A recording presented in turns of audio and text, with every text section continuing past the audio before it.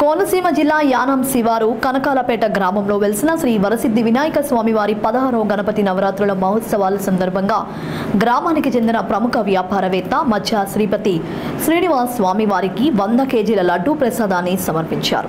ఆలయ అర్చకులు కోరంబట్ల శ్రీ రామచంద్రమూర్తి శర్మ, సాయి సతీష్ శర్మ పర్యవేక్షణలో ఆలయ కమిటీ ఆధ్వర్యంలో స్వామివారికి ప్రత్యేక పూజా కార్యక్రమం నిర్వహించి లడ్డూను సమర్పించారు. అనంతరం లడ్డూ దాతను ఆలయ కమిటీ సభ్యులు సత్కరించారు.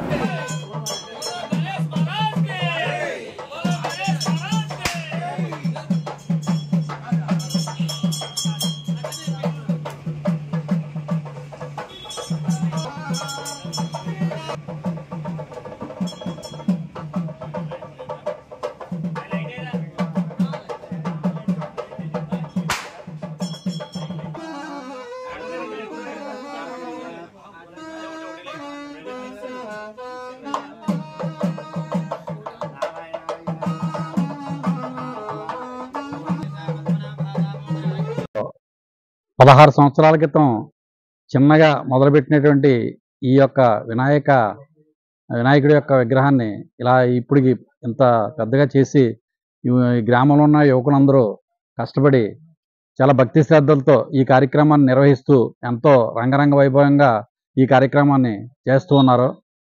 ఈ యొక్క కార్యక్రమానికి ప్రతి సంవత్సరం దగ్గర 6-7 సంవత్సరాల నుంచి మన మచ్చా శ్రీని గారు లడ్డూని ఇవ్వటం జరుగుతుంది.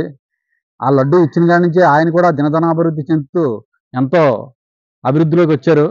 కాబట్టి ఈ యొక్క వినాయకుడు ఉన్న మహిమ ఏంటంటే వరసిద్ధి వినాయకుడు అని చెప్పి పేరు. ఈ వరసిద్ధి వినాయకుడు ఉన్న మహిమ ఏంటంటే మనం కోరిన కోరికల్ని వరాల రూపంలో మనకి ఇచ్చేటటువంటి దైవం కాబట్టి వరసిద్ధి వినాయకుడు అంటారు.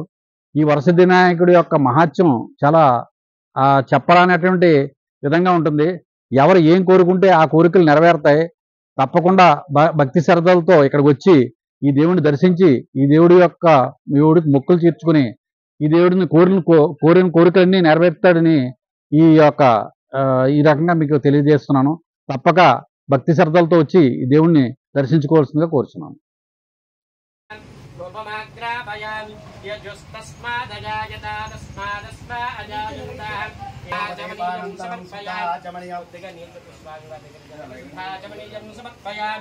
నైవేద్యం బాబు భజంత్రే